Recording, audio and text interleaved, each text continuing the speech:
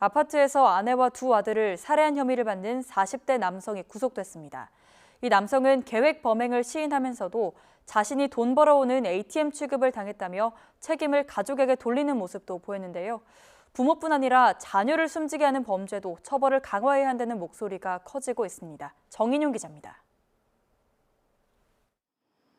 겉옷 모자를 푹 눌러쓴 남성이 경찰 호송차에서 내려 법원으로 들어옵니다. 아내와 두 아들을 살해한 혐의를 받는 이른바 새 모자 살인 사건 피의자 40대 A씨입니다. A씨는 영장심사 전 범행 이유 등을 묻는 취재진에게 횡설수설하며 가족에게 책임을 돌리는 말을 늘어놨고 계획된 범행이란 점도 시인했습니다.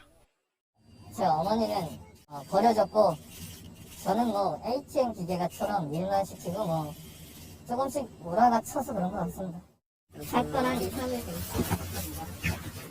자신에게 찾아오면 범행에 관한 이야기를 해주겠다고 하는 등 미안하다는 말 한마디 외에 반성의 기미는 찾아보기 어려웠습니다. 가족들 처음부터 다 살해하려고 계획하신 거예요? 연애 오시면 다 말씀드릴게요. 궁금하신 거 다 설명드릴게요. 법원은 30분 만에 영장심사를 마친 뒤 범죄의 중대성으로 인해 도망 염려가 있다며 A씨의 구속영장을 발부했습니다.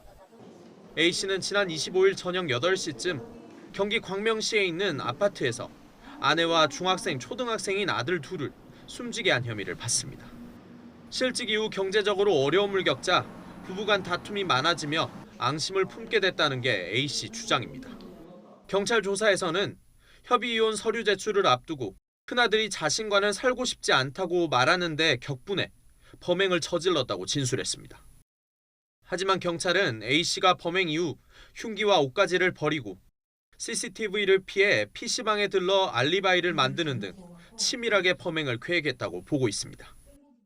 다만 부모 등 존속 살해는 7년 이상 징역에 처하도록 가중처벌 규정이 있는 것과 달리 자녀 등 비속 살해는 다른 살인 범죄와 형량이 같습니다.